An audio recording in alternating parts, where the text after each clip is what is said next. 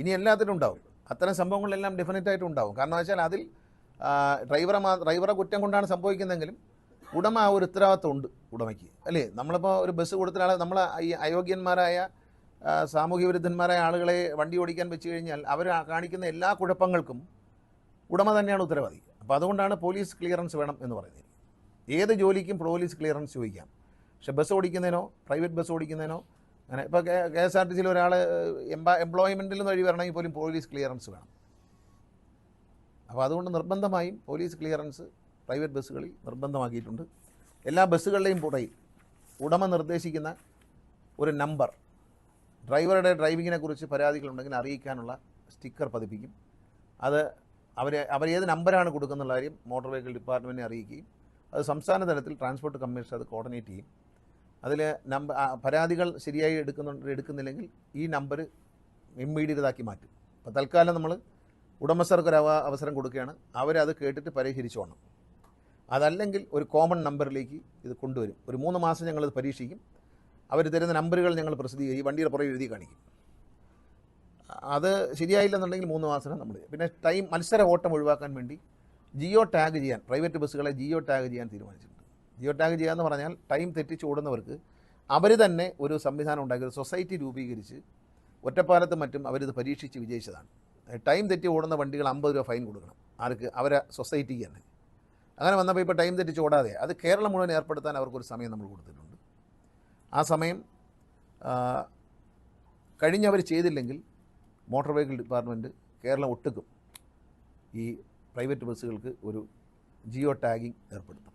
ഇപ്പോൾ അവർ ജിയോ ഫെൻസിങ് ചെയ്യാൻ അവരെ ഏൽപ്പിച്ചിരിക്കുകയാണ്. ആ ജിയോ ഫെൻസിങ് ഞങ്ങൾ അവർ ഒരു 3-4 മാസം കൊണ്ട് ചെയ്തില്ലെങ്കിൽ ഞങ്ങൾ ചെയ്യും, സർക്കാർ തന്നെ ചെയ്യും. ചെയ്യുമ്പോൾ വണ്ടികളുടെ വേഗതയിൽ ഒരു നിയന്ത്രണം ഉണ്ടാകും. ടൈം തെറ്റിച്ചോടുന്ന വണ്ടിക്ക് ഫൈൻ വരും. അപ്പോൾ ഫൈൻ വരുമ്പോൾ താനേ വണ്ടി അതിൻ്റെതായ സമയം പാലിച്ച് ഓടാൻ തുടങ്ങും. ഇത് അവരുമായി സംസാരിച്ചപ്പോൾ അവർ തന്നെ ചെയ്തുകൊള്ളാം എന്ന് പറഞ്ഞപ്പോൾ അവർക്കൊരു അവസരം കൊടുക്കുകയാണ്.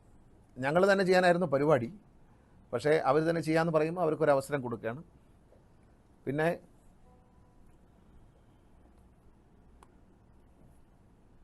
പ്രത്യേകം ശ്രദ്ധിക്കേണ്ട കാര്യമുണ്ട്. എല്ലാ സ്ഥലത്തും ഇതൊരു ബഹളം ഉണ്ടാക്കാനുള്ള കാര്യമല്ല. ഈ ബസ്സുകൾ 9 മണി 10 മണി വരെ പെർമിറ്റ് എടുക്കുന്നു പ്രൈവറ്റ് ബസ്സുകൾ.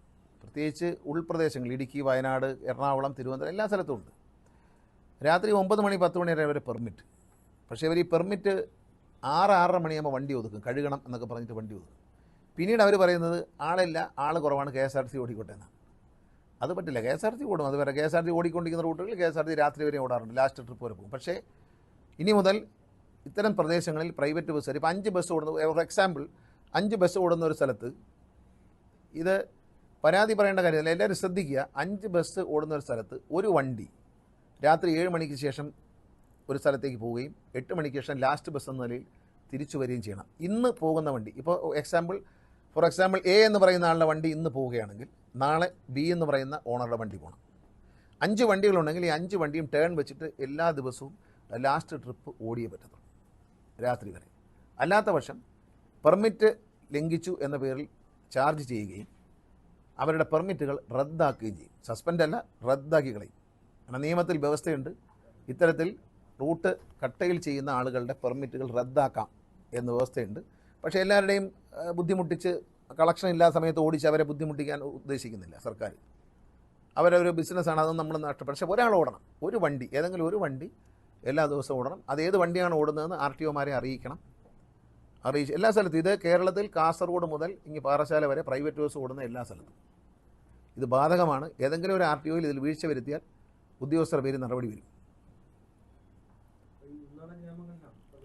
എല്ലായിടത്തും, തിരുവനന്തപുരം സിറ്റി അടക്കം, തിരുവനന്തപുരം സിറ്റി മുതൽ കാസർഗോഡ് വരെ, ഉൾനാടൻ പ്രദേശങ്ങൾ മാറ്റമായ എല്ലാ സ്ഥലത്തും എവിടെയൊക്കെയാണോ പ്രൈവറ്റ് ബസ് ഓടുന്നത് അവരുടെ അവസാന ട്രിപ്പുകൾ അവർ കട്ട് ചെയ്യുകയാണ്. ഒരു 6-6:30 മണി 7 മണിക്ക് ശേഷം നമുക്കെല്ലാം അറിയാവുന്നതാണ്. അവർ കട്ട് ചെയ്തിട്ട് പോവുകയാണ്.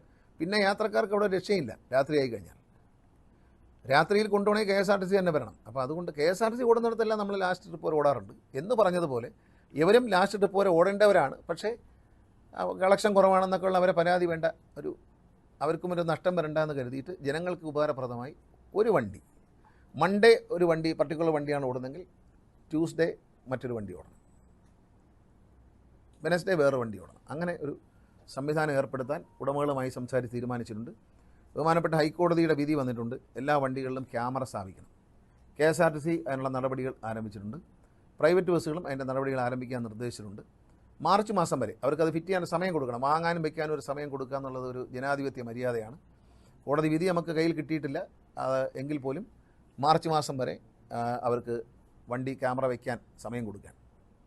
മാർച്ച് മാസം കഴിയുമ്പോഴേക്കും എല്ലാ വണ്ടികളുടെയും മാർച്ച് മാസത്തോടെ എല്ലാ വണ്ടികളും ക്യാമറ വെച്ച് മോട്ടോർ വെഹിക്കിൾ ഉദ്യോഗസ്ഥരെ ബോധ്യപ്പെടുത്തേണ്ടതാണ്. കോടതി വിധി നടപ്പിലാക്കുന്നതിൻ്റെ ഭാഗമായിട്ടാണ്. അതിനൊരു നാളെ രാവിലെ എല്ലാവരും ക്യാമറ വെച്ചോണം എന്ന് പറഞ്ഞാൽ അത് കിട്ടാത്തതിൻ്റെ പ്രശ്നമുണ്ടാകും. അതിന് ഒരു മാർക്കറ്റിൽ ഒരു കച്ചവടവും കൊള്ളയൊക്കെ ഉണ്ടാകും. അതൊക്കെ നമ്മൾ മനസ്സിലാക്കണം. അതുകൊണ്ടൊരു ടൈം കൊടുക്കുക. മറിച്ച് കോടതി വിധി ഞങ്ങൾ കൈവശം കിട്ടിയിട്ടില്ല. അത്തരത്തിൽ വിധി വന്നിട്ടുണ്ട്. സിംഗിൾ ബെഞ്ചിൻ്റെ വിധി വന്നു. അതിന്മേൽ പ്രൈവറ്റ് ബസ്സുകാർ അപ്പീൽ പോയി. അത് തള്ളിക്കൊണ്ട് ഡിവിഷണൽ ബെഞ്ചിൻ്റെ വിധി ഇന്നലെ വന്നിട്ടുണ്ട്. അപ്പോൾ അത് വന്നില്ലെങ്കിൽ പോലും നമ്മൾ അത് നടപ്പിലാക്കുന്നു. ആ വിധി മാനിച്ചുകൊണ്ട് നമ്മൾ അവർക്കൊരു സമയം കൊടുക്കുകയാണ് ഇത് വാങ്ങി ഫിറ്റ് ചെയ്യാനായിട്ട്. മാർച്ച് മാസം